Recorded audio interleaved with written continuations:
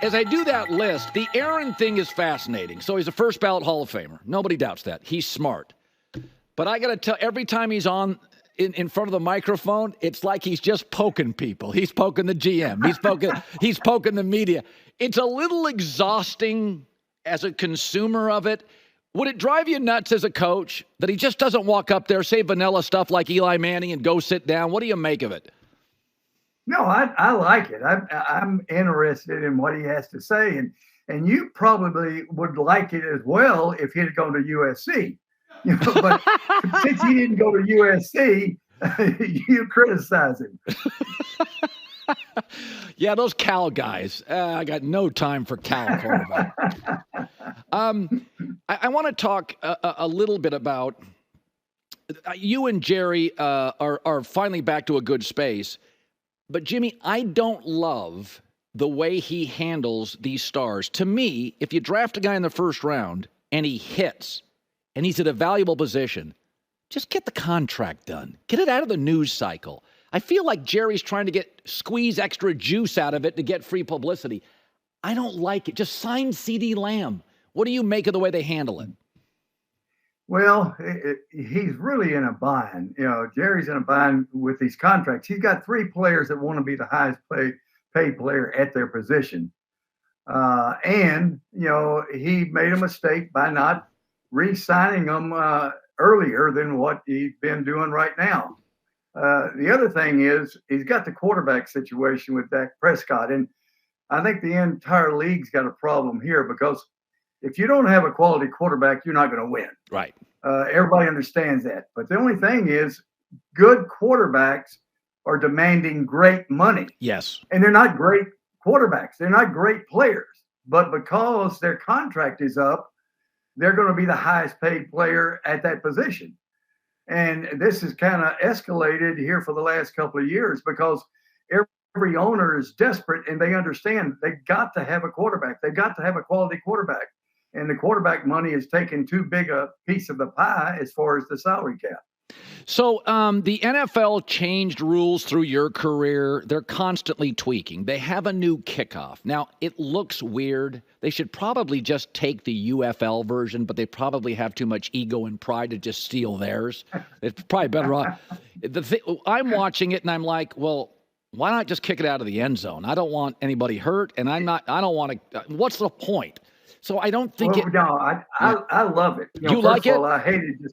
Yeah, I do love it because before it was a non-play. Just kick it out of the end zone and then put the ball, there at the line of scrimmage and go about your business.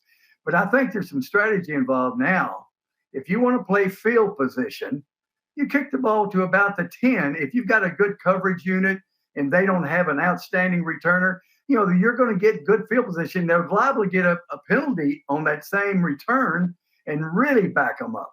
Now, if you're protecting a lead or you're afraid of their return man or you don't have a good coverage unit, you kick it out of the back of the end zone. They're toward the end of the game. If you've got the lead and you want to just win the game, just kick it out of the end zone. Give them the ball on the 30. No problem. But if you're fighting for field position, kick it to the 10, cover, and then that way you're going to get better field position. Yeah. It's different today, Jimmy. These kids that come into the NFL at quarterback, 7-on-7 camps, coaching's better in high school and college. I want to see them play. I'm a little less likely to sit them, although I think Drake May probably needs to. But do you think in your time it was different? Some guys had started 2-3 years in college. They didn't have camps. They didn't have 10,000 throws. Right. If you were coaching in the NFL today, would you be more demanding on your rookie quarterbacks? Yeah, well, of course, I was demanding from day one. I put Aikman in there, and he got sacked 9 times by Philadelphia and nearly got killed. But anyway, I think because of the salary cap and because the quarterbacks are better prepared, coming into professional football, they're more ready to play. You look at Caleb Williams. I mean, he's lighting it up. Of course, he was an outstanding player right off the bat. And I love watching him play. He's ready to go out there and win games. And I think he will win games because they got a pretty good defense and a decent football team. You look at Daniels. I think he is a tremendous athlete, and I'm anxious to see him play. But I don't know how good a football team they've got.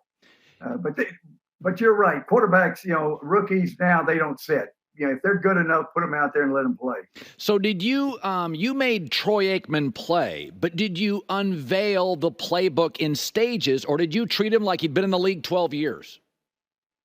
Please, I'd only been in the league for 2 years. I was just learning the playbook myself. So it was a matter of me and Troy kind of grew up together. Yeah, no, I get that.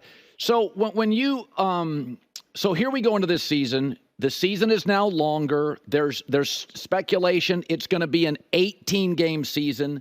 So, it's funny. Belichick, nobody now plays starters in the preseason. Once McVay didn't, people have bailed.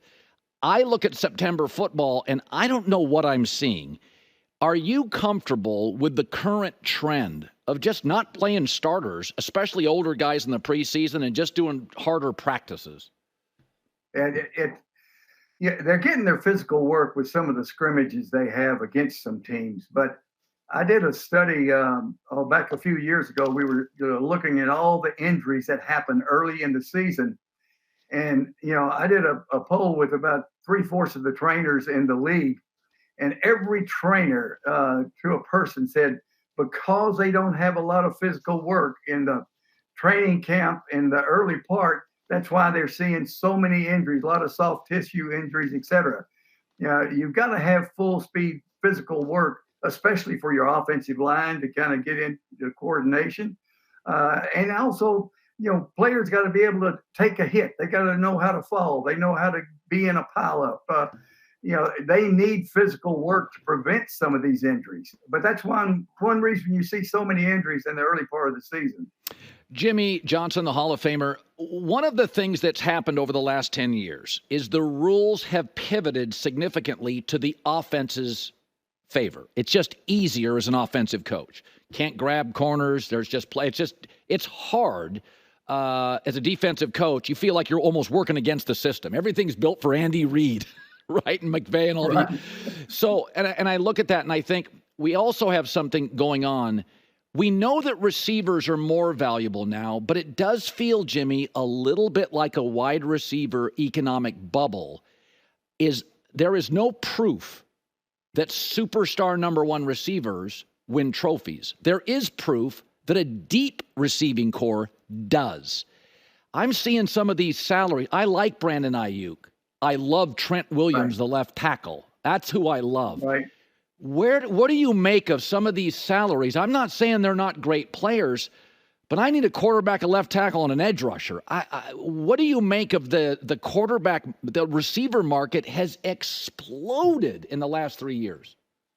Yeah, I agree with you. For the most part, Colin. Yeah, I think by far the quarterback's the most important player on your team, and then maybe the backup quarterback right after that. But your offensive line, you mentioned Trent Williams, but I think having a solid offensive line, and don't overlook this, an offensive line coach. So sometimes an offensive line coach can take pretty good players and make them a solid unit.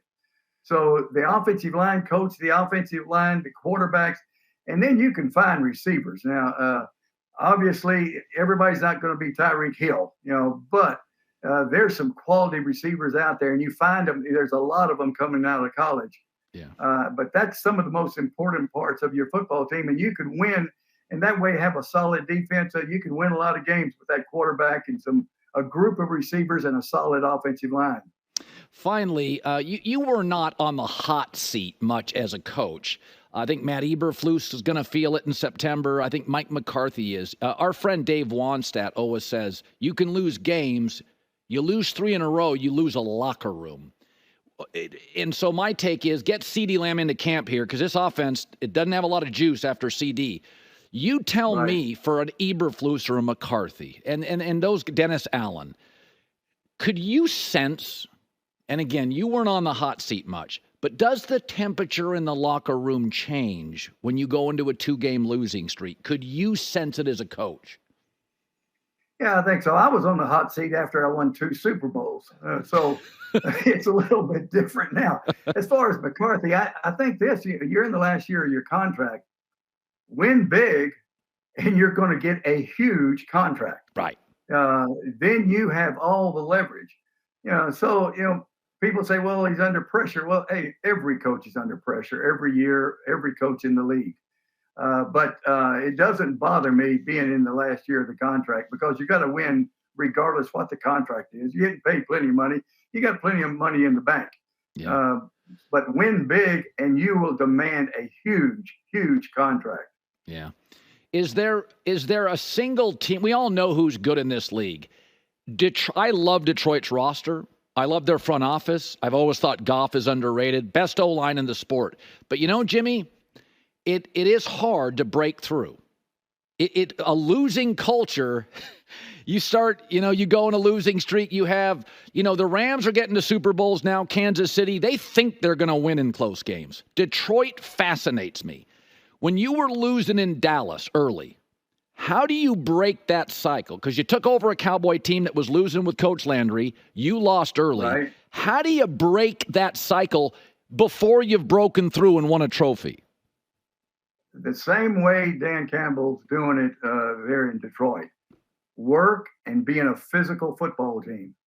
That's what breaks it, because if you work them hard enough, they get to believing that they're going to win. So that instills the confidence that they're going to win. So hard work and being a physical football team. If you're not a physical football team, you're not real sure if you're going to win or not. Yeah. You got to get some lucky breaks. But if you're a physical football team, you go into the contest saying, hey, we're fixing to kick their rear end. Yeah. That's a great point. All right. You already did your fishing, so I don't feel as guilty. You'll be back on the boat on Monday. You look great as always, Coach. It's great having you. Thank you. All right, Colin. Enjoyed it. Hi, everybody. It's me, Uncle Colin. Subscribe here to get the latest from the herd, including exclusive behind-the-scenes videos and more, wherever you may be, however you may be watching. Thanks again for making us part of your day.